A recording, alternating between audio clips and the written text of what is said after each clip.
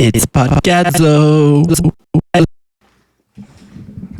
Yes, hello. Hello. Yes. Welcome back to podcadzo. The fanciest podcast.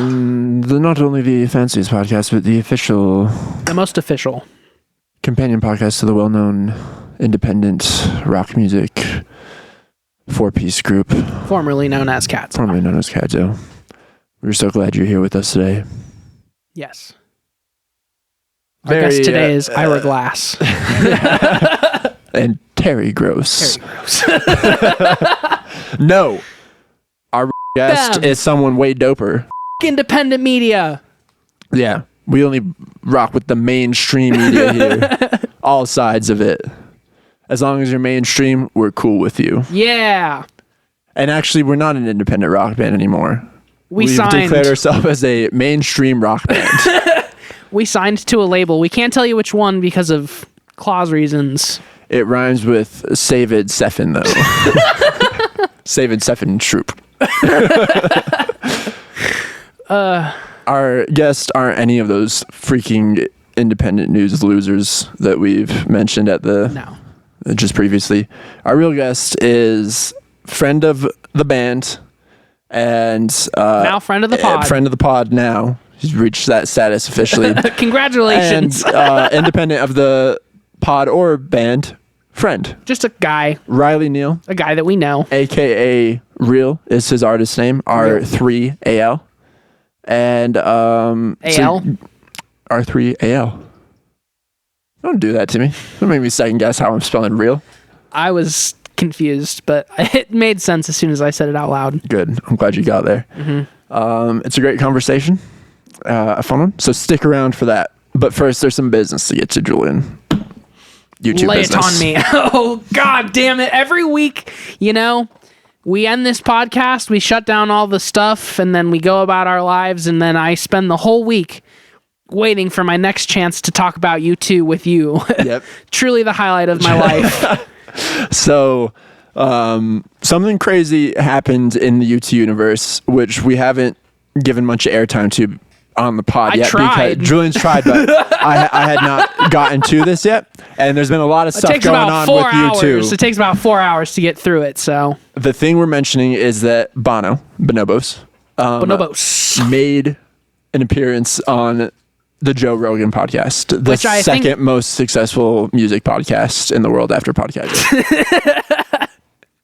I think it's fair to say that was an equally big shakeup for the Joe Rogan sphere and the Bono sphere. Yeah. They were both sides were unhappy. The whole time felt like it was a total accident, a glitch in the simulation. I honestly felt like Joe Rogan had some genuine appreciation for Bono. He did. Like, he talks about tripping mushrooms and listening to In God's Country. He talks about that many times. Too many times. He cites a specific performance of Ordinary Love on the Jimmy Fallon show. Which isn't that good. I think that performance was good. I went back and rewatched it afterwards, and I was like, it's cool that happened, but it's not like that game-changing. It wasn't that, And also, shit. What was I going to say about that? I forgot. So here, I have a lot I could talk about. Here's, I think, what I wanted to say about it. It's disappointing that Bono not only did not challenge Joe Rogan, but just let it become an episode where Joe Rogan talks about how much he loves martial arts and comedy. It does get steered in the wrong directions by both parties. So I didn't finish it. Once I checked the clock and was like, yep, this has been 10 minutes of Joe Rogan talking about Sam Kinison and martial arts. I was like, I'm going to abandon ship on this one. I don't see this going anywhere else. That was like in between the 45 minutes of Bono talking about Pavarotti and Frank Sinatra. So yeah, well, the Frank Sinatra stuff was cool. It was cool. Those were good stories.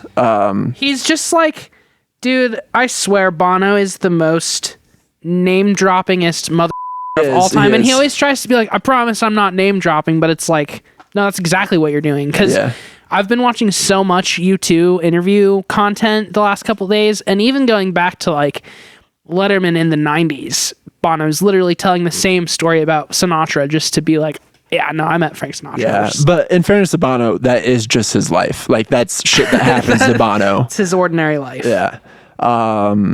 So, you know, not that Bono even had a shred of punk rock cred left to the name. No. But now it's officially gone to go on Joe Rogan and suck up to the corporate podcast. Listen, I'm not. But so first and foremost, Bono is an entertainer and he's a show business professional. And a promoter. Wasn't expecting him. Yeah, a promoter.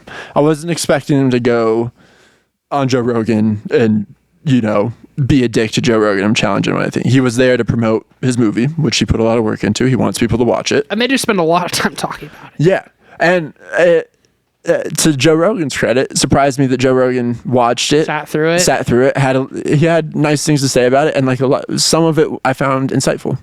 That Joe Rogan had to say about it. Yeah, totally. Yeah. And even more surprisingly, Joe Rogan seems like a legitimate U2 fan, as we were just talking about. Yeah. So it's just like it almost seemed like Bono was bringing it to a point of. Joe Rogan was talking about how he got into martial arts, and Bono said, "Oh, so you really don't like bullies, huh?" And I was like, "Okay, is he gonna make him answer for endorsing Donald Trump? Donald J. Trump, the biggest bully that exists in the loudest American, one, loudest at one. least." And no, Bono doesn't take it there, and I think Bono, in a subtle way, tries to make Joe Rogan answer for what's going on and maybe even the part he plays in it. He asks Joe Rogan, he's like, someone like me who's not American but who loves America and feels like they have a stake in America and they want to understand America, what would your advice be to me on what's going on right now and how I can play a part in this? And Joe Rogan turns on a dime and is like, oh well, they lied a lot during COVID, which I don't listen to Joe Rogan anymore, but that just seems to be his default talking point. Yeah. And it's just like so disappointing. And then there was another ironic moment right after that. Joe Rogan starts about how corporations are ruining everything and running everything and how money is ruining the world and greed. And I'm not kidding you. An ad. Yep, that monologue is cut off by an advertisement for a sports gambling platform. Not only any ad, a sports gambling. I'm really glad that I'm not the only one that noticed that, because that's the synopsis of why I can't listen to Joe Rogan, because he uses his platform to do nothing but really peddle misinformation and his own personal viewpoint on things being facts, and then tries to call out certain hypocrisies, but then leans immediately back into those same hypocrisies. And he doesn't stand for anything. Anyone that thinks that he stands for anything is a fucking idiot. But the flip side to that kind of made me upset about the Joe Rogan thing with Bono specifically was that Bono did try a couple times to call out things that Trump has done that are bad, or things that Rogan has kind of endorsed that Bono thinks is kind of bad. Like, I don't know, the government. But just getting it completely wrong. Cutting stuff, yeah. Yeah, Bono talks about cutting USAID, but he says something along the lines of 300,000 people have already died. Yeah. And it's just that's grossly not true. So then it just makes us people with common sense seem like we're idiots. The last thing you want to do to is a try conservative to bring up a hard number, because they're gonna latch onto that and that's the only thing that will be talked about. Even if you're not conservative, I hate to say it, but 300,000 people have not already died from USAID being cut. They projected that 3,000 people were going to die before the end of the year. But I mean, if you're gonna argue your facts, you got to get them right, especially on Rogan, because then Rogan says the whole thing about, well, they threw out the baby with the bathwater. There's a lot of corruption, but they cut everything that wasn't corruption also. But at the end of the day, nothing about USAID was corruption. All of that money was going to help causes that were approved by Congress.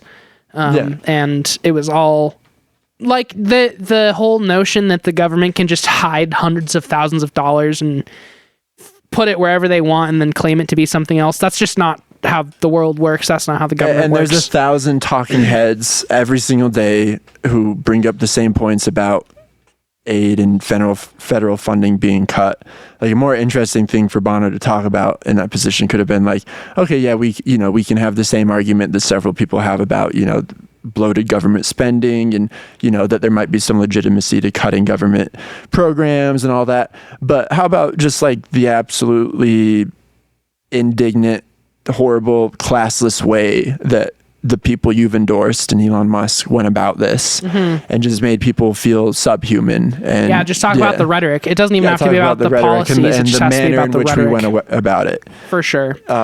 Which I think Bono spent enough of his life, in my opinion, and again, this is just me talking, and I do like Bono a lot, so that definitely influences this opinion that I have, but like, Bono spent enough of his life using his platform to call out dickheads and evil and hypocrisy and badness that now that he's an old man who's just kind of like doing his old man like retirement tour type thing, like I wouldn't necessarily expect him to go on Joe Rogan and then just spend the whole time being like, you're an idiot, here's why you're an idiot. Like I wasn't expecting that, but what I was expecting was for Bono to be like, can you at least acknowledge that certain things that you've said and certain things that you've done have been misleading, generally speaking, to the public? And that would have been enough for me, but he doesn't go there at all. He literally spends the whole time talking about himself and his memoir and his dad, and it's book, like, which I wrote myself. Yeah, it's just the same promo tour bullshit as his Zane Lowe interview. Essentially, he tells the same stories on the Zane Lowe interview in half the amount of time. So anyways, for anyone here that's here specifically to listen to the conversation with Riley, we're sorry about that. This is literally the only time we've ever talked about you two on this podcast. So without further ado, I say we hop to that Riley Neal interview. Here we go. Everybody, enjoy. Welcome to the pod, Riley Neal. Riley, welcome. Hi, nice to... Yeah, thank you for having me on this podcast. This is awesome. Dude, I'm glad we were finally able to do it. We've been trying to have Riley on since the start of this calendar year. Yeah, long time. It's finally happening. But this is great. And I'm excited to shoot the shot with y'all. Yeah, dude. And see where it goes. It's going to go to very dark places almost it's going to immediately. go where it always does. It's going to get very dark. No. We can avoid that today, I'm sure of it. You are the one who always seems to bring him up. Yeah, exactly. So I have all the control over it. Okay. I can avoid it. Riley, what's up with you, man? How you doing? Doing well. Back from Los Angeles, just hanging out in Colorado again. And just back with my friends, and that's why I'm excited to be on this podcast, is just to hang out with you guys. Yeah, dude, for sure. How long has it been now since you've moved back from LA? Or do you mean you were just out in LA recently for like a trip or something?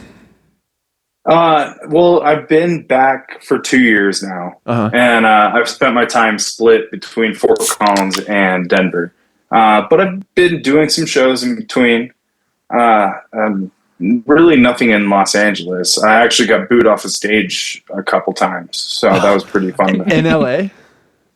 Yeah, and in Denver. Hell yeah, dude. Yeah, so back to back, booed off stage sometimes. Well, mad LA, respect for that. Really know. It's good. It's humbling, and it's one of those experiences that you need to have as an artist. Yeah, just to get the taste of the crowd. So in Los Angeles, no one really liked EDM. Mm-hmm. And then out here, they only want EDM. And so in Los Angeles, I got booed off the stage because the EDM music was just not really their style. Like, no one knew who Grizz was. Yeah. And of course, he's kind of like the godfather of EDM for Coloradans. And I got booed off the stage out there.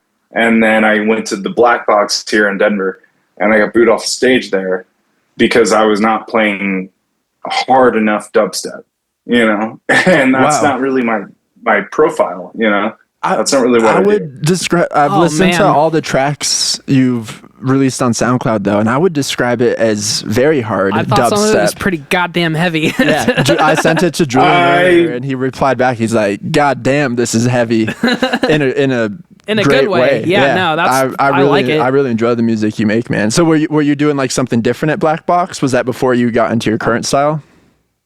No, I was doing my Los Angeles style when I came to Black Box, and then I got booed off the stage out there because it wasn't hard enough. So then I changed my style and my taste and started to become more bass heavy. So that experience at Black Box informed or inspired your current style, what you're doing? Because you were like, damn, I need to adjust. Not at all. Oh, no. Okay. How dare you? Not at all. How dare you, sir? I'm sorry. I misunderstood. I thought that inspired you to make a harder style of EDM. It did at first. And then I started to refract from who I was. And then I started to disappear from who I was and what I was creating. And for me, I grew up in a household where, we listened to everything from AC/DC all the way up to, my mom calls it oons music. Yeah. Oons, so it has those like 128 BPMs, and I really just leaned on that. But when you're mixing and when you're performing live, you have to get a flavor of the crowd, Yeah. and start to understand what they're feeling and what they're not feeling, and also the venue. That's the bigger one, where you show up to a venue and it's a hip hop heavy venue. So start playing some hip hop and R&B, or go where Black Box is the venue that is heavy dubstep and stuff like that. Yeah. And so you gotta be more flexible a little bit. And for me, I was just, oons all of the time. Uh-huh. So to switch it up was pretty new for me. And I had to adjust, but now being in the place that I'm at, I'm able to just stick to my guts and, follow the style that I want to bring out, because it is your identity.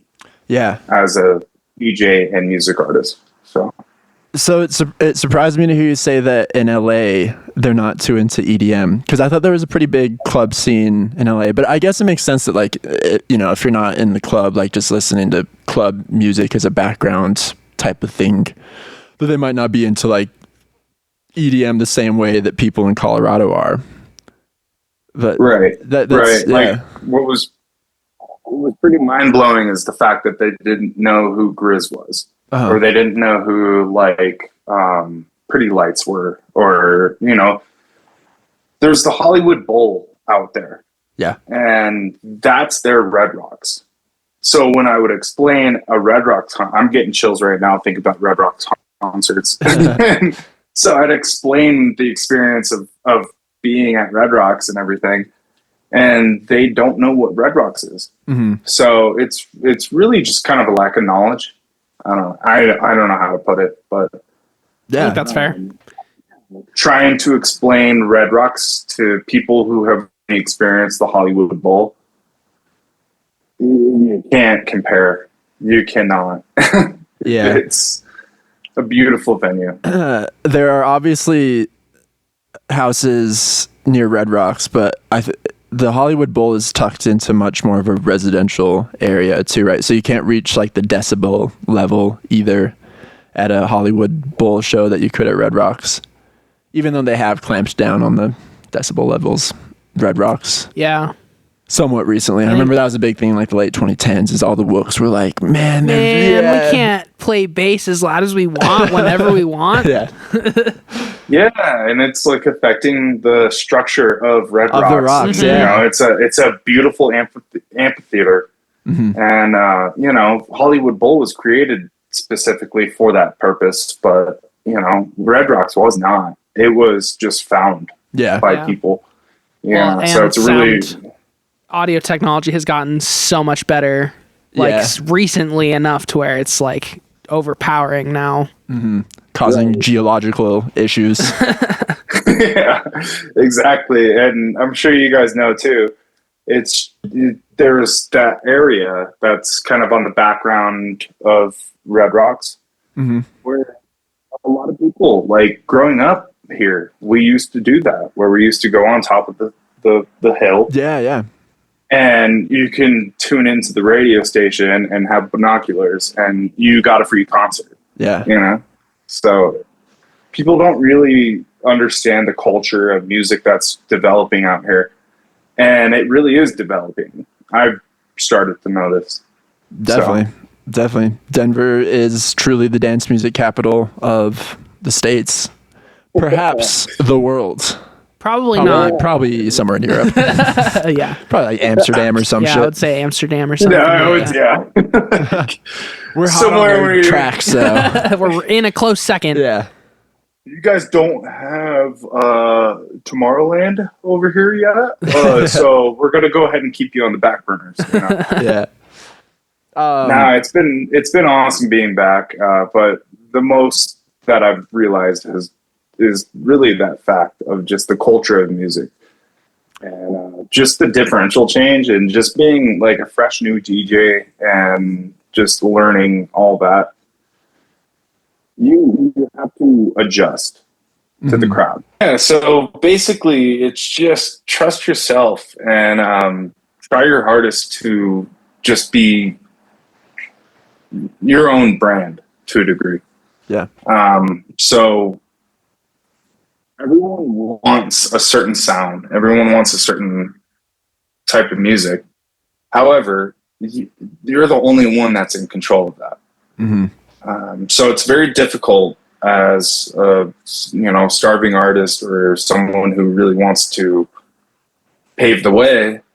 Just do it.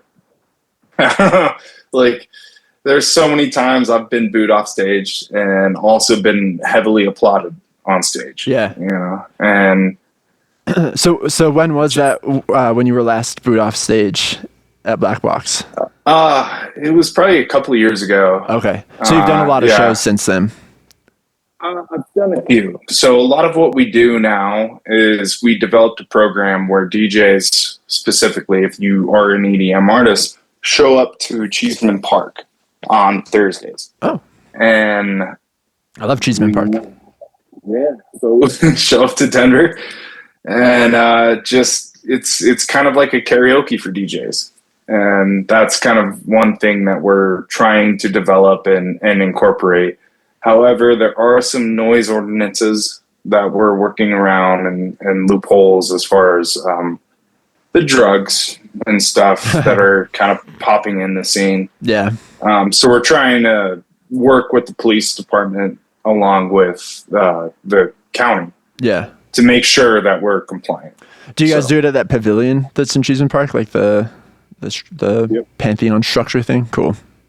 Yeah, and I'm thinking about switching our operations towards the one that's like right next to the Capitol, like in between the Capitol and the county building. Yeah. If you're familiar with it, yeah. So definitely. There's an area over I was just there at the Bernie rally there. I just bought some Fent up over there. Yeah, that's also a good spot for that. That's where a lot of wild shit goes down. Capitol Hill, dude. Yeah, Riley knows it well. He used to live right there by the Chiba Hut. Same with Will Brock. Yeah, exactly. Yeah, well, yeah. That's a wild part of town. It's pretty spooky. It's pretty spooky. But we're trying our best to like work with the city and just like make sure everything like just can happen safely.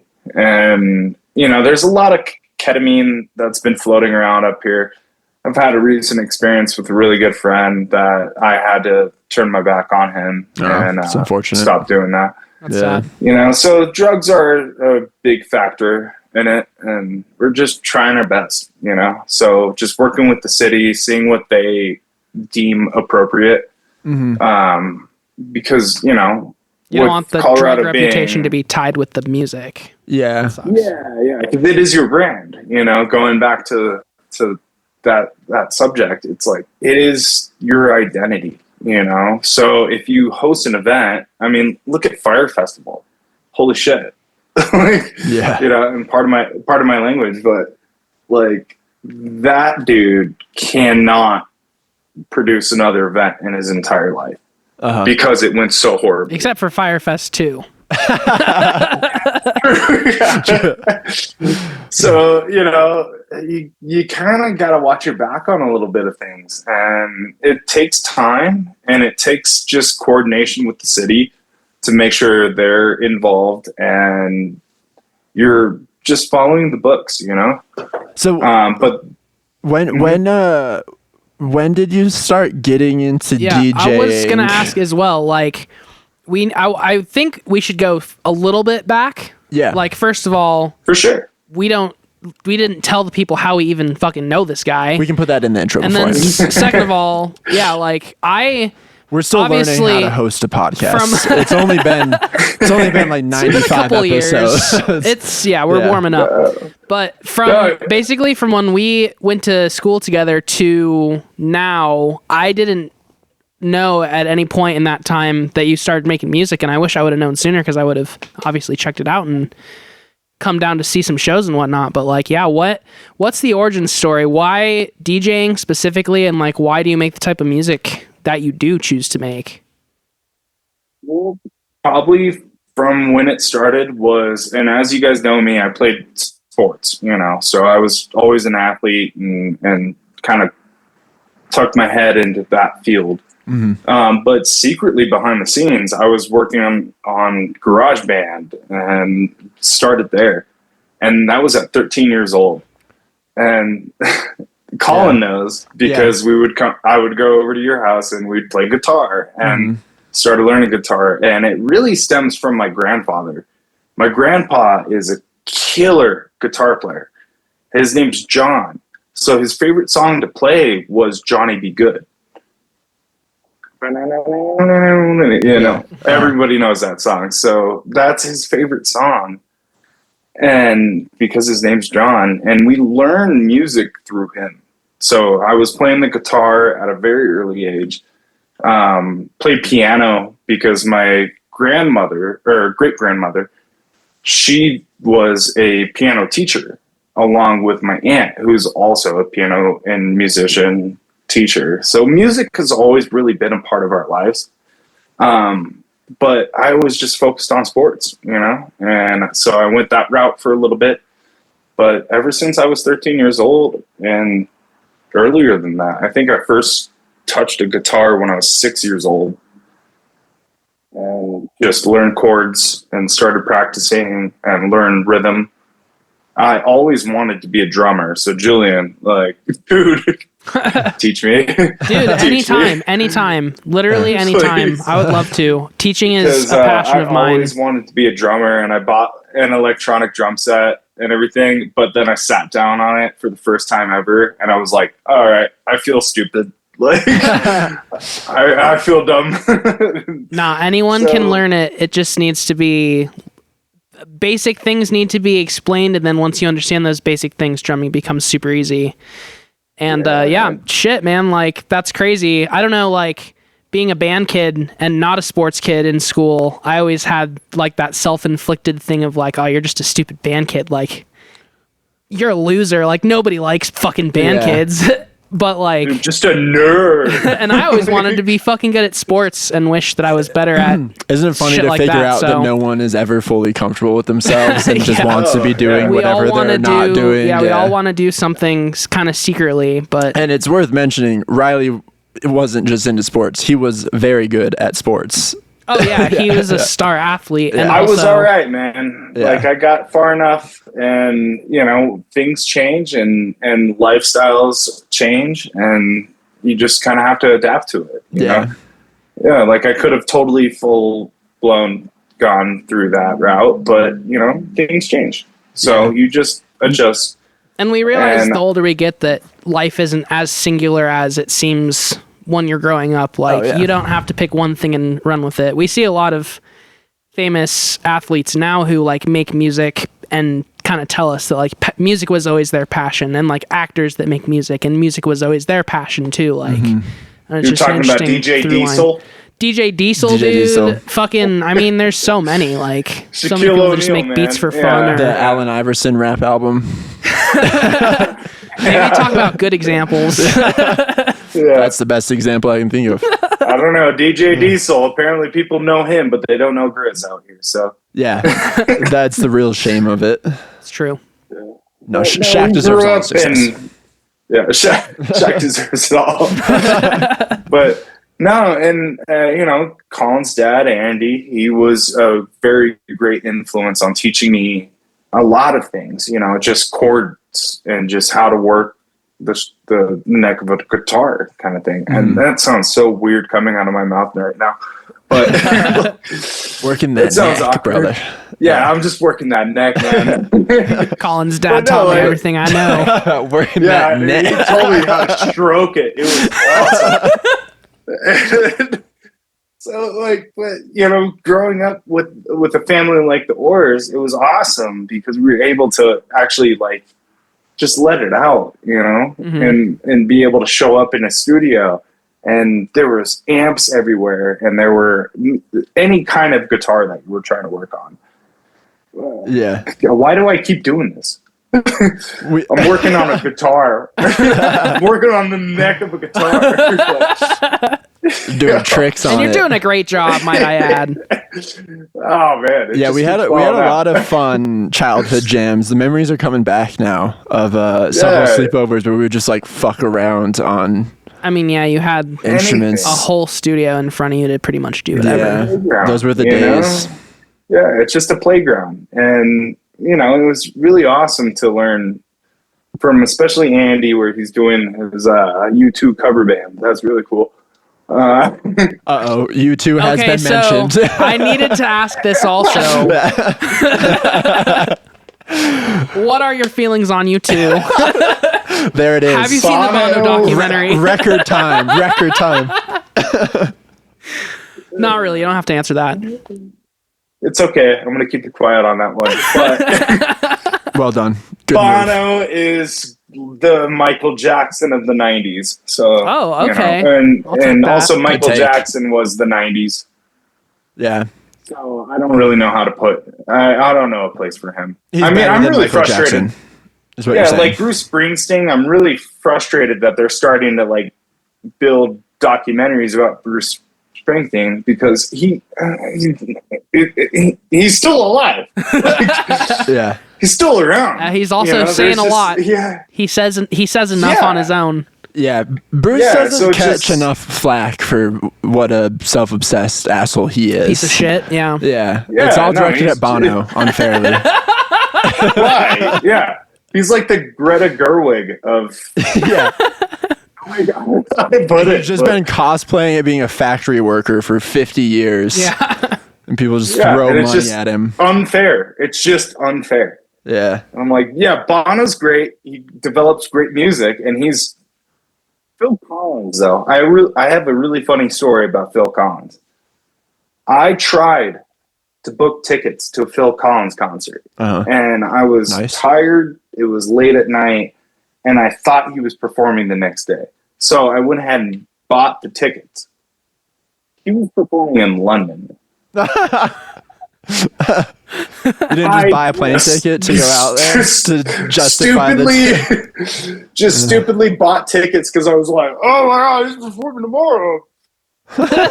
But Phil Collins is probably the greatest composer, musician of all time.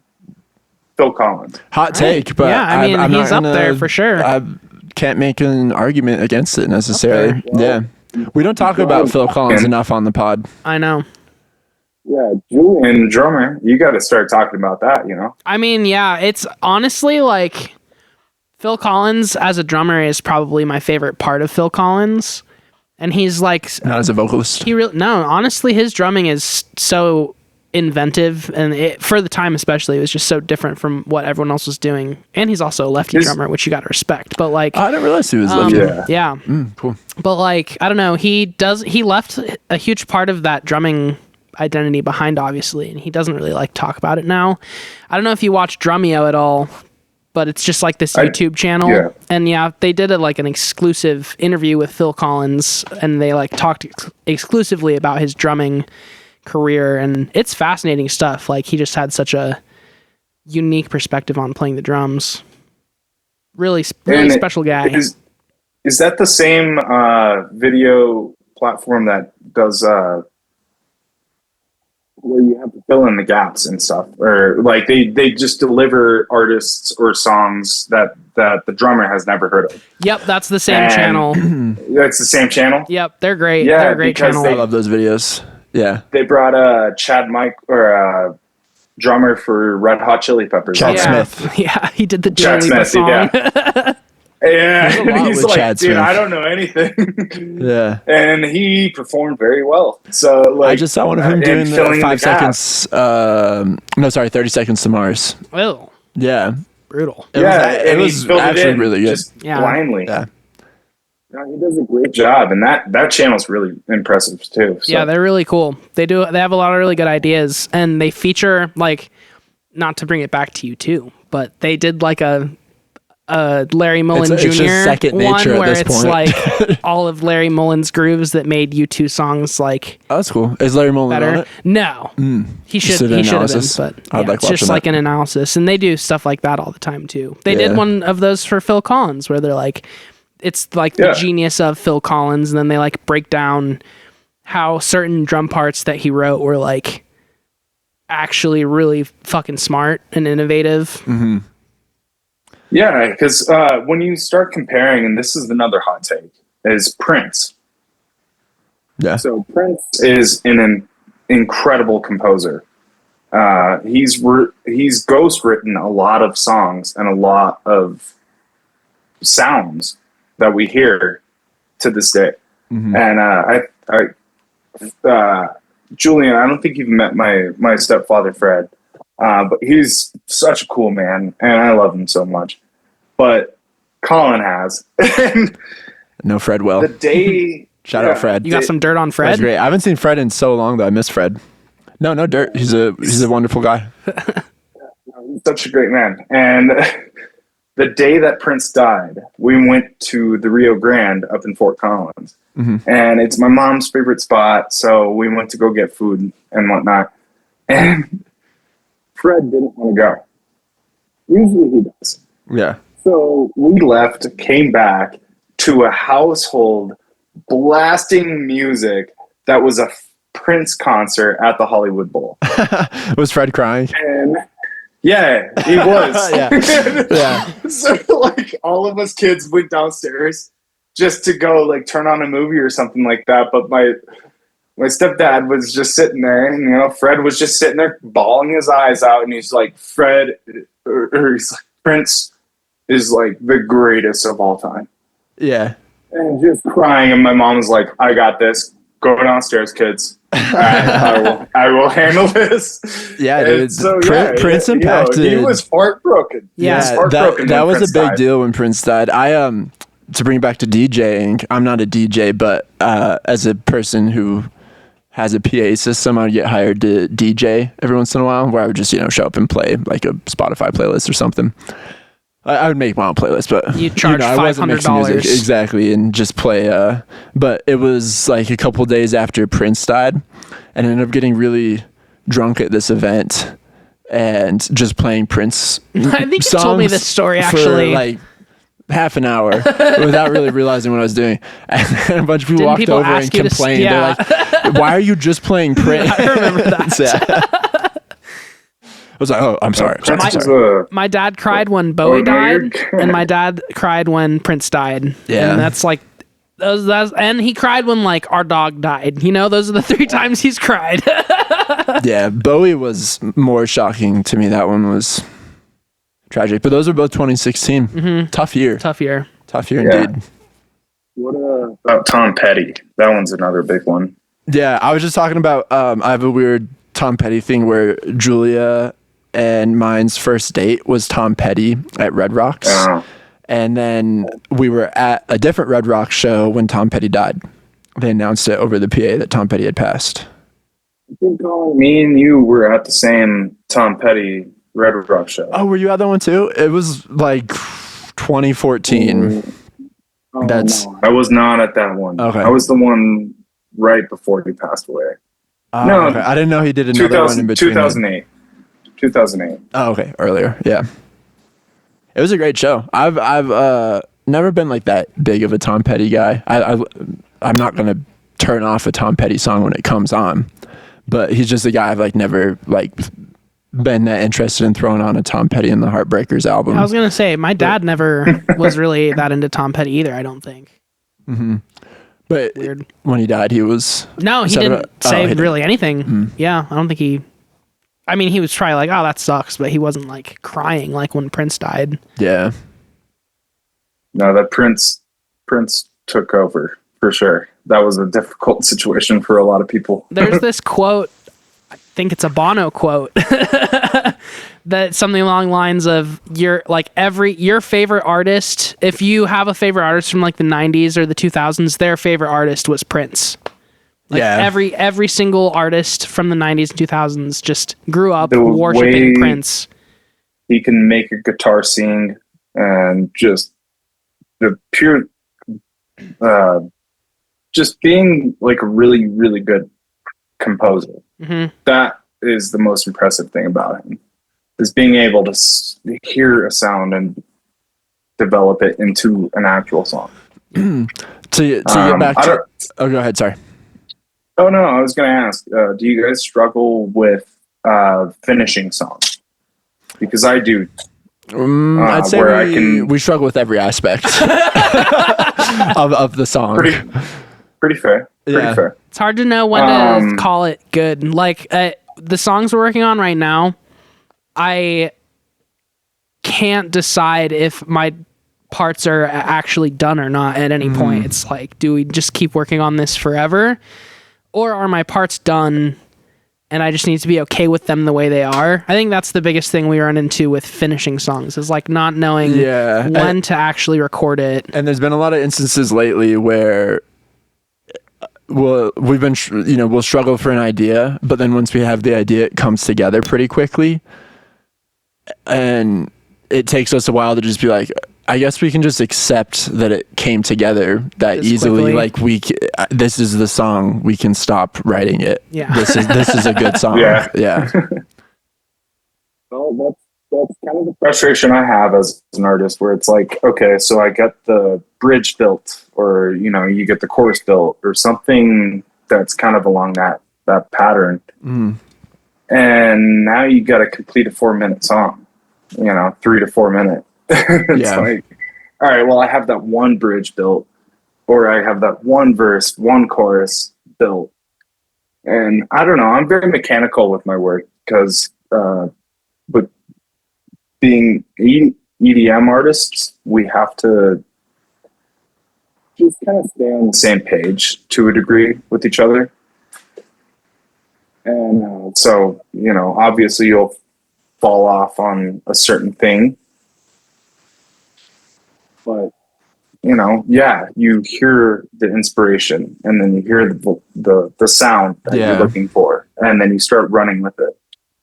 But now you got to complete an entire track, and that's difficult. I kind of noticed, I feel like when I was listening to some of your tracks earlier, they don't necessarily follow super conventional song structures. Like, it's not really just like a part A, part B, part A, part B, outro. Right. Like, there's always like at least one pretty notable shift in energy, or just like a complete tempo change or something in all your songs. Like, where does that come from? Because I feel like, and not to be reductive, but a lot of EDM artists strive for that moment of clippable, hooky greatness, like that thing that people can just recycle. But your shit isn't necessarily recycling itself, and it's not necessarily like trying to be in that formula where so much EDM is. Where do you think that like comes from for you? Mostly just trying to create my own energy, and not trying to follow the steps that have been made before, and just, I don't know, just creating your own style, like kind of what we were talking about earlier, and just stopping people from feeling like they have to follow the same energy all the time.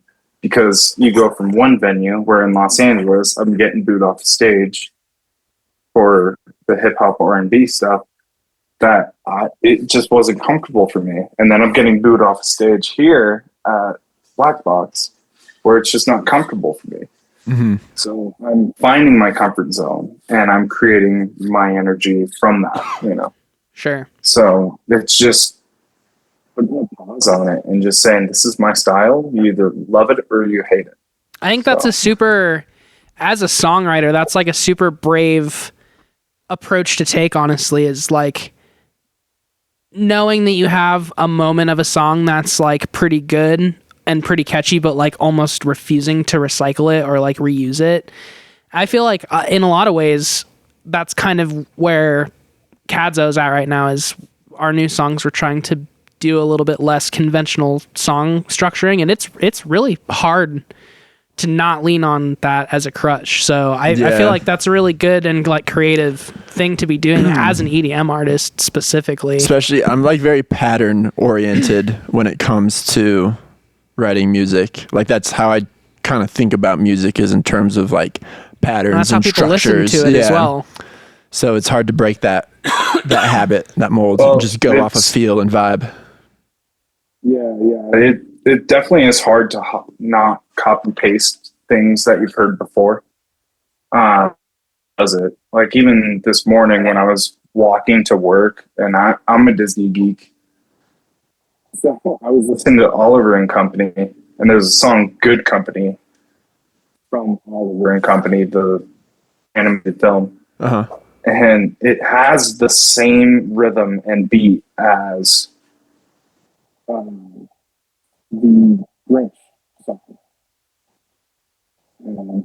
I'm using my phone right now, but wish I could pull it up. But it's like the Christmas song where Taylor Morse is. Your audio cut out. It has the same beat and rhythm as which song? Oh, the Grinch.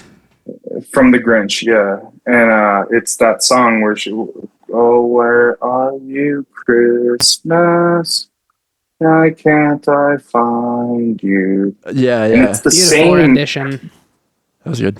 I hear the vocals come out right now. That was without a warm-up, folks. Yeah. This dude's a natural. No, but for all our audio listeners, he just took a formal bow, and it was pretty also beautiful, I must say. Yeah, but if you line up the BPMs together and also time it correctly, you can transition and have that overplay on top of Oliver and Company's "Good Company." And I found that out just walking to work today. So is that mashup coming? Because that sounds pretty dope, actually. Oh, it's going to make everyone cry. I guess if I could circle back around for just a second, we kind of talked about like your intro into music, how you have been playing and been making stuff since you were 13. We didn't necessarily talk on why you landed on DJing. It sounds like you played a lot of guitar and stuff, but then now you're doing the DJing thing. What was it, just like listening to a bunch of EDM growing up that made you want to DJ, or did you see other people doing it, or like what was the inspiration? I don't really know, honestly. And kind of what inspired me a little bit more was, so just coming from such different backgrounds of musical inspiration. My dad, he liked to listen to a lot of rap music and hip hop and old school stuff, as far as the Gap Band, everything like that. So that was an inspiration as well. And then my mom, she loved a lot of like Big Head Todd, if you're familiar with Colorado bands and no doubt. Yeah. Big Head Todd, Third Eye Blind, stuff like that. Nice. And it was I love Big Head Todd. That is my favorite band. We recently did a Third Eye Blind episode. So we're big Third Eye Blind people here. We are now, yeah. There we are now. There we go. Yeah. No, so it was just a really good mix of music that my family brought in to our household. And as far as DJing goes, my mom likes the oons oons music. And so we always present it that way, where it's oons oons. Uh-huh. So part of it is just being a cool dude. you always want You want to be that guy. You want to be the Tiestos. You want to be the Dylan Francis. You don't want to be those guys.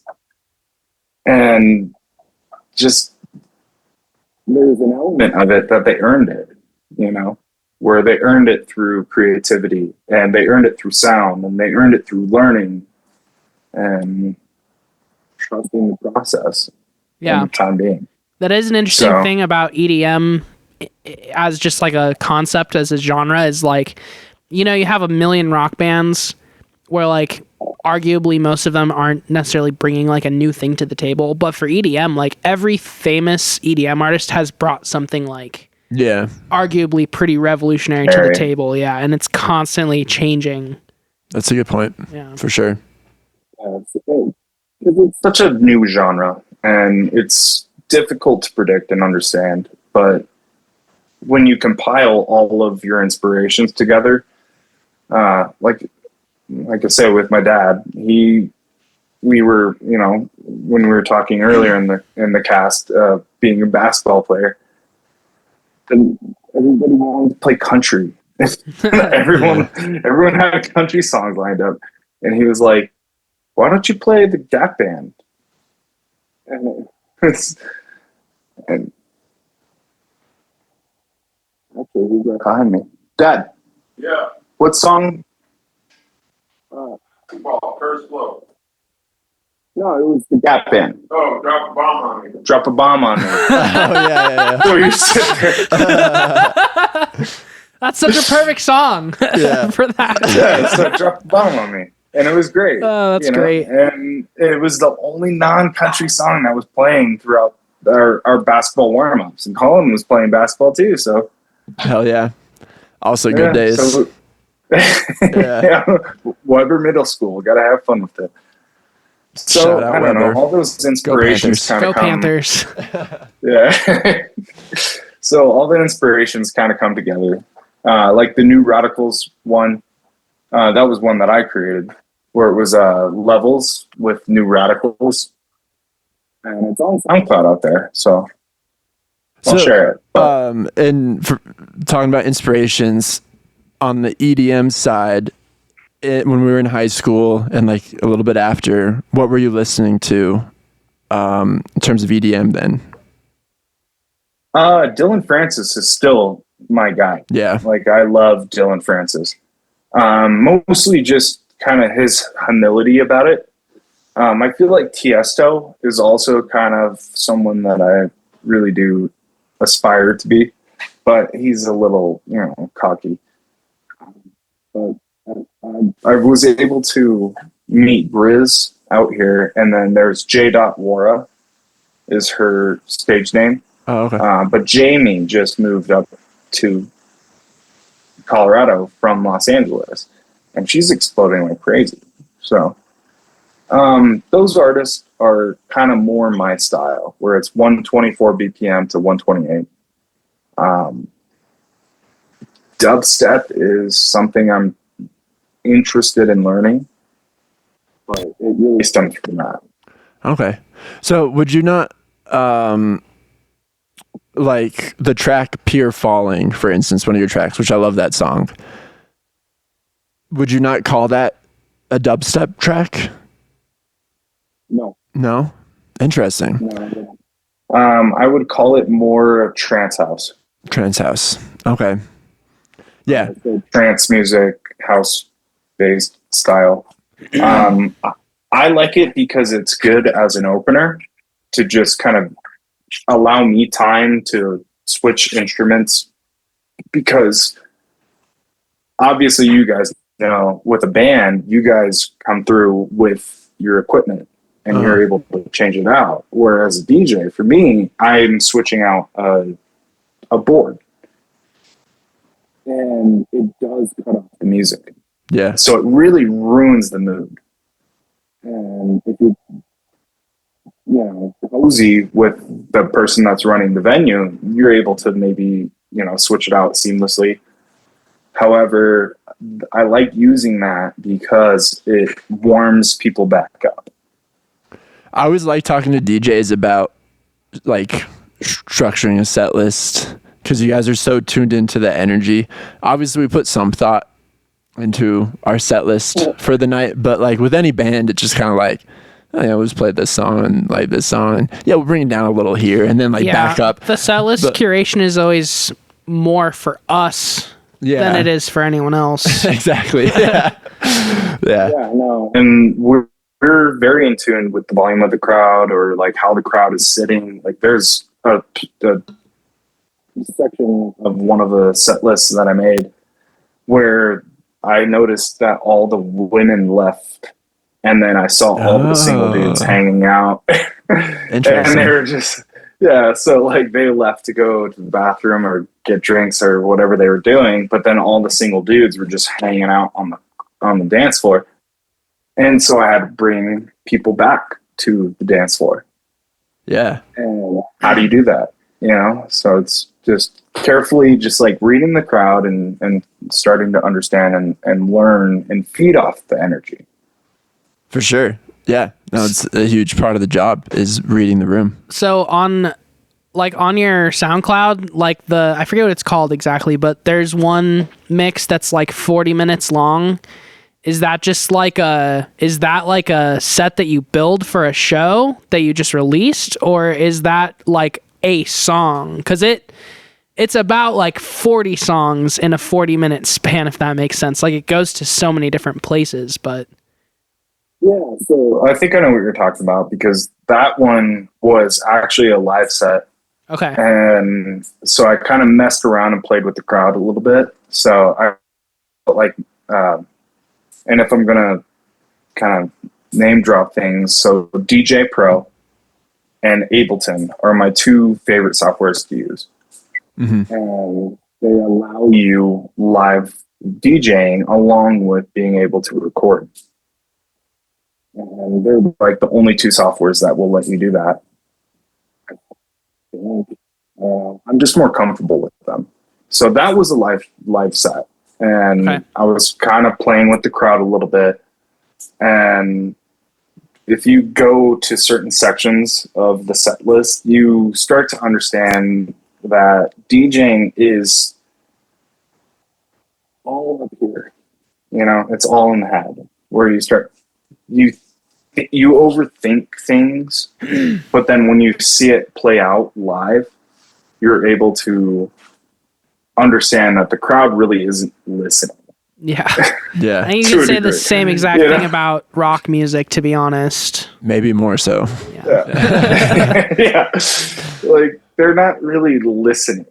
So you can play and just see what happens. And, like you guys were talking about with playing your songs, there's creativity behind it. But then when you play it live, it's a totally different atmosphere. It's a totally different attitude. Yeah. So for me, I just, for lack of better terms, just fuck around with the crowd. Speaking of your SoundCloud and the sets you have on there, probably something we should have gotten out of the way up front. What is your artist name, Riley? Why don't you plug that? It's r3al with a 3. Yeah, stylized as r3al. So definitely go check out r3al, again, r3al on SoundCloud. The mixes you have on there are very dope, as well as some of the singles you have on there. So definitely recommend people go check out r3al. Go ahead. Well, I was just gonna say I don't know that much about EDM and all the different sub genres of it, but I thought that it was very refreshingly heavy in a way that I haven't felt from EDM in a while. Like I was ready to do some headbanging and shit. For the shit that Julian listens to, for him to so I sent him your SoundCloud, Riley, and he responded, "Shit's heavy as fuck, goddamn." And for Julian to say something's heavy, that's high praise, dude. I listen to straight caveman music. Yeah. That's a really high compliment. Thank you so much. Because really, what I've learned is just right now I'm trying to stick with my own way on things and figure out how my taste of style is. And you just got to learn from the behavior that you see and the people that you're around. So Totally. I'm gonna say, like, we're artists, so we don't always get high praises all the time. So it really means a You lot. spend Thank like you. 90% of your time as an artist being completely ignored by the Completely masses. ignored and disappointed. Yeah. Yeah. And so when you hear something good and you're doing a good job, Yeah. there's no it- boss to tell you you're doing a good job. It was you know? very like we've had this conversation with some other people like Tao, who has been on the podcast, and other people that we just know from school and early adulthood in general, is so many people that we don't necessarily anticipate to be like creators or people that strive to create their own things. They all wind up going off and doing just fucking amazing things. And this is another example of it, where it's like the fact that you have this inside you the whole time and that you're passionate enough to continue working on it really just for yourself, if nothing else, is like, yeah, it's just a testament to all of us. I think we're all doing a really fucking good job. And yeah, it's just always so fun It's just awesome. to like hear someone that you know doing such a good job at something that they care about. It all started with the man right next to you right there. So, and also my grandfather. So yeah, the Oars were very helpful with learning music and everything behind what I've taught myself. So. Well, thanks for that, man. Sounds like you get some royalties then. I can't take credit. But you got any, other than the Cheeseman Park stuff you're doing, do you have any events or sets coming up in Denver? Or are you just kind of taking some chill time right now? Taking some chill time for sure. Mm-hmm. Nothing planned, maybe something in Los Angeles or in Hawaii, but I don't know. So that'd be dope, dude. Just still talking. Well, let us know the next Denver date, and you come back on the pod and plug it, and we will definitely try to be there, because I still have unfortunately not been to any of your live DJing, and I'd love to check out a set here soon. I definitely want to come out too. Yeah. Well, and that's another piece of advice that I want to kind of maybe deliver to people that are looking to become EDM artists and DJs. It will be sudden. It's not. It comes out of nowhere. Yeah. Like, it does come out of nowhere. And you're also working really, really tough hours where you're staying up till 4 a.m. because of an after hours party and stuff like that. So let's stick with it, and then you'll be able to kind of create your own schedule and just be more responsible of your own schedule. I, however, am just trying my best.